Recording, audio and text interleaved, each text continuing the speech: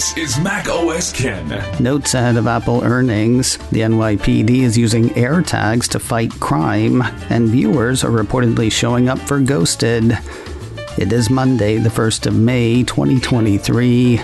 I'm Ken Ray, and this is news from Mac OS Ken, brought to you by yours truly and sponsored by BetterHelp Online Therapy.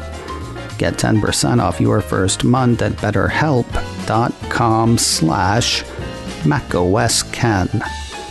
This show is also supported by people like you, patrons through Patreon. Find out more and add your support at patreon.com/macosken. Ahead of Apple's March quarter earnings report, another firm has raised its price target on the company's shares. Investing.com has word of the move from Deutsche Bank. The way the firm sees it, Apple will meet the street's expectations with strength in iPhone, offsetting incremental weakness in other areas. Of course, price targets are less about how a company did last quarter than how it's expected to do going forward. Deutsche Bank highlights a few factors working in Apple's favor. For the current quarter, while the firm sees potential for products revenue to be lower than its estimates, it also expects lower component costs to drive upside to margins, leading to earnings per share in line with the bank's expectations. Deutsche Bank also expects revenue for Apple's services segment to grow modestly at 5% to 10% year-on-year, as foreign exchange rates become less of a headwind. All of that leaves investors attracted by the company's quality of earnings and its strong balance sheet in an uncertain macro environment. The bank used last week's note to reiterate its buy rating on Apple shares. As for the price target rise, it really just sounds like keeping up with current levels. Deutsche Bank raised its 12-month price target on Apple from $160 to $170. Apple closed Friday at $169.68. Banging the drum for better days is Wedbush analyst Daniel Ives. The Sunday Times out of the UK ran a piece over the weekend that sounded both gloomy and doomy. That had analysts looking for Apple to report $22.6 billion in net profit for the March quarter. That would be down from the $25 billion reported for the March quarter of 2022 and the $23.6 billion in the March quarter of 2021. Both of those quarters benefited from pandemic spending, while last quarter likely saw spending hampered by economic uncertainty. Enter Mr. Ives. The Sunday Times had him seeing better days over the next 6 to 9 months. Want to guess why? You never will. Okay, I'll tell you, it's iPhone. The paper had him indicating that the resolution of supply issues and pent-up demand from iPhone users could drive a return to sales growth between now and the end of this year. That'll be aided by a return to something like normal for China, as well as the ever-open, ever-widening upgrade window through which he sees iPhone owners crawling. Quoting the report, about 25% of iPhone users have not upgraded their handsets in 4 years, according to estimates from Wedbush, which Ives said provided a big tailwind for Apple that distinguishes it from other technology groups. He bangs the drum. While Ives thinks Apple will probably have a cautious outlook, he thinks Apple is holding up better than any other tech player out there. Ives has a positive rating on Apple shares. His 12-month price target on the shares is $205. Expect more notes like these as the week rolls on. Apple is set to report March quarter earnings this Thursday, the 4th of May. Numbers will hit in a press release after the bell, right around 4:30 Eastern, 1:30 Pacific. Then at 5 p.m. Eastern, 2 p.m. Pacific, Apple analysts and Apple execs will hop on the horn for their quarterly Q&A. You can hear that as it happens on Apple's site. It'll be made available as a podcast soon after, and of course, we will hit the highs and lows and bits in between right here on Friday. Members of Apple's Towson Town Center union at a retail location in Maryland are apparently displeased with how negotiations are going. Apple Insider highlights posts on Twitter and an article from the Baltimore Banner that have union members accusing Apple of unnecessarily dragging out the process. The piece says workers have also expressed dissatisfaction with Apple's decision to selectively share contract proposals with its store employees across the country. The sides have been meeting for 2-day sessions every month since January. The Banner article says they're expected to meet again this week. Another Kroger subsidiary has flipped a switch on Apple Pay. Mac Rumors ran a piece Friday saying that Harris Teeter now supports Apple's contactless payment solution. According to the chain site, that includes 258 stores in the far eastern portion of the U.S., including Delaware, Florida, Georgia, Maryland, North Carolina, South Carolina, Virginia, and the District of Columbia. Now, what's weird is Kroger still hasn't said anything about accepting Apple Pay at Kroger. 9 to 5 Mac ran a piece last week saying that some of its readers had seen the service go live at Kroger locations with nary a peep from the grocery chain. Mac Rumors seems to have a tiny bit more info on that, saying that Apple Pay has gone live for some Kroger-branded stores in Kentucky and Ohio. More news in a moment, but first a word from today's sponsor, BetterHelp. Online therapy. How much of your time is for you? Between work, family, social commitments, it can be easy for your needs to take a back seat. But if you don't give to yourself, there's less to give to others. I'm not talking about being selfish. I'm talking about self-care. Therapy can help you find balance in your life so you can be there for others and for yourself. BetterHelp simplifies the therapy process. Every bit of it happens online, designed to be convenient, flexible, and suited to your schedule.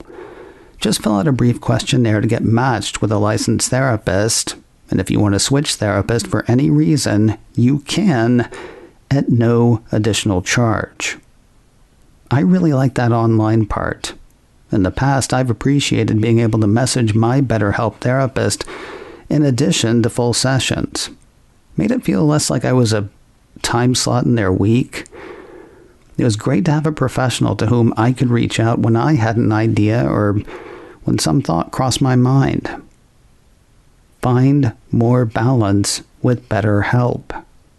Visit BetterHelp.com/MacOSKen today to get 10% off your first month.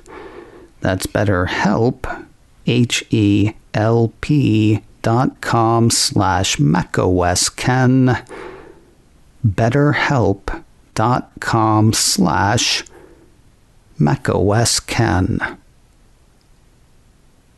A serious vote of confidence for a piece of Apple gear. CBS New York says the NYPD is giving out free AirTags to car owners living in Castle Hill, Soundview, and Parkchester. According to the report, New York City Mayor Eric Adams said Sunday the deployment of AirTags, 500 of them being given away to vehicle owners in the 43rd Precinct in the Bronx, could lead to a decrease in grand larcenies. Certainly one hopes so. The piece says the 3 neighborhoods mentioned have seen a 548% increase in stolen Hyundais and Kias over the past year. Specific models of those 2 cars have a vulnerability that makes them easy to boost, according to the report. As for how the system will work, it'll work like an AirTag. Police say they will not have access to the tracking info related to the AirTags being given out. One official explains the owner realizes that their car is missing for whatever reason. They call us and we'll look at their phone and we'll use their phone to track the vehicle. The program is being funded by the Association for a Better New York, a nonprofit organization. Vehicle owners in those Bronx neighborhoods who want one of the AirTags are encouraged to call their local precinct. If you're wondering when the second season of Severance will hit, could be a while. Tension in the Apple TV Plus dystopian drama is apparently not reserved for the screen. Apple Insider highlights a report from Puck News that says the second season is running behind thanks to problems between the showrunners. Problems like hating each other by the time season 1 was done. According to the report, things were so tense between showrunners Dan Erickson and Mark Friedman after the first season that Friedman decided to quit. When director and executive producer Ben Stiller couldn't find a replacement, Friedman stuck around, though it doesn't sound like conditions improved. To say that there's a lot riding on the series continuation, well, the stakes are higher, but it is Apple. Both the cast and costs have grown. Bob Balaban, Robbie Benson, and Gwendolyn Christie are among the 8 new cast members added to the show. As for costs, they're said to have risen from around $15 million per episode for some episodes in Season 1 to around $20 million per episode in Season 2. As I say, the stakes are higher, though it being Apple, the only thing that stands to be damaged is some egos and the patience of viewers. And finally today, critics are not into the Chris Evans, Ana de Armas Apple TV Plus movie Ghosted, but a piece from Cult of Mac says fans are digging it. The latter have given the film a 60 on Rotten Tomatoes, while the former tie a rotten 28 around its neck. Again, though, viewers are seeking it out and streaming, according to a couple of online trackers. The Cult of Mac piece says the movie and TV search engine Real Good put the film at number 3 in its list of the most popular titles on any streaming service from the week of April 20th to the 26th. Competing streaming tracker Just Watch watched similar numbers. That service also had Ghosted at number 3 on its list of most viewed streaming movies between the 17th and 23rd of April. Cocaine Bear and Ant-Man and the Wasp: Quantumania were the two that beat out Ghosted. And as cool as those two movies sound, Cocaine Bear and Ant-Man and the Wasp: Quantumania as a single movie, well, that would be phenomenal. Digging deeper into the Apple TV Plus titles, Cult of Mac has the market analysis firm Samba TV saying that Ghosted's first 48 hours beat other big titles on the Cupertino streamer. The movie's first 2 days beat previous Apple titles Finch, Spirited, and Tetris over their respective openers. macOS Ken, brought to you by me and sponsored by BetterHelp Online Therapy. Get 10% off your first month at betterhelp.com/macOSKen. This show is also supported by people like you, patrons through Patreon. Find out more and add your support at patreon.com/macOSKen. Advertising handled by Backbeat Media, online at backbeatmedia.com. You can reach me a couple of ways. info@macosken.com or call 716-780-4080. Until next time, that is news from macOS Ken. I'm Ken Ray.